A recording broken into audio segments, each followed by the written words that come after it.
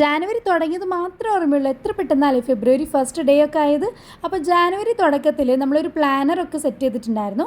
അപ്പോൾ ഫെബ്രുവരി ആയതുകൊണ്ട് നമ്മളൊരു പ്ലാനറൊന്നുമല്ല, ഒരു മൂഡ് ട്രാക്കറാണ് നമ്മളൊന്ന് സെറ്റ് ചെയ്യാൻ വേണ്ടി പോണത് കേട്ടോ. അപ്പോൾ ഇതൊന്ന് സെറ്റാക്കാൻ വേണ്ടിയിട്ട് ഒരു ഡയറി എടുത്തിട്ടുണ്ട്. ഈ ഒരു ഡയറി നമ്മൾ ഓൾറെഡി റിവ്യൂ ചെയ്തിട്ടുള്ള ഒരു ഡയറിയൊക്കെ തന്നെയാണ്. നിങ്ങൾക്ക് കണ്ടവർക്കാണെങ്കിലൊക്കെ മനസ്സിലായി കാണും. അപ്പോൾ അതിലാണ് നമ്മൾ ഇന്ന് മൂഡ് ട്രാക്കർ ചെയ്യാൻ വേണ്ടി പോണത് കേട്ടോ. അപ്പോൾ അതിനായിട്ട് ഫസ്റ്റ് നമ്മൾ മൂഡ് ട്രാക്കർ ഒന്ന് എഴുതി കൊടുത്തിട്ടുണ്ട്. പിന്നെ ഒരു ഗ്ലാസ് ജാറാണ് വരച്ചു കൊടുത്തത്. അപ്പോൾ അതിന് വലിയ വൃത്തിയൊന്നും വേണമെന്നൊന്നുമില്ല. നമ്മുടെ ഫ്രീ ഹാൻഡായിട്ട് വരച്ചാൽ തന്നെ ഒരു ചെറിയൊരു വൃത്തിയൊക്കെ വരും കേട്ടോ. പിന്നെ അതിൻ്റെ ഉള്ളിൽ നമ്മൾ ഈ ഒരു മന്തിൽ 28 ഡേയ്സല്ലേ ഉള്ളൂ. അപ്പോൾ അതൊക്കെ നമ്മൾ 3 ഹാർട്ട്സ് ഒന്ന് വരച്ചു കൊടുക്കുകയാണ് ചെയ്യുന്നത്. ഇടയിൽ കുറച്ച് ഡോട്ട്സ് ഒക്കെ ഇട്ട് കൊടുത്തിട്ടുണ്ട്. പിന്നെ നമ്പേഴ്സ് ഒന്ന് ഇട്ട് കൊടുക്കുകയാണ് ചെയ്യുന്നത്. പിന്നെ ഗ്ലാസ് ജാർ ഒന്ന് ഹൈലൈറ്റ് ചെയ്ത് കാണിക്കാൻ വേണ്ടിയിട്ട് ബ്ലൂ കളർ കൊടുത്തിട്ടുണ്ട്. പിന്നെ നമ്മുടെ ഇമോഷൻസ് ഉണ്ടല്ലോ, ഹാപ്പി ആയിക്കോട്ടെ, സാഡ് ആയിക്കോട്ടെ, ക്രൈയിങ് ആയിക്കോട്ടെ, പിന്നെ എന്താ നല്ല ജോയ്ഫുൾ ആയിട്ട് ആയിക്കോട്ടെ. അപ്പോൾ അതിന് 4 ഇമോഷൻസിലായിട്ട് ഞാൻ ഇമോജൊക്കെ വരച്ചെടുത്തിട്ടുണ്ട്. അതിനെ പറ്റിയ കുറച്ച് കളേഴ്സും കൂടി കൊടുത്തിട്ടുണ്ട്. ഈ ഒരു കളർ കൊണ്ട് എന്താണ് ഉദ്ദേശിക്കുന്നത് എന്നൊക്കെ എല്ലാവർക്കും അറിയാലോ.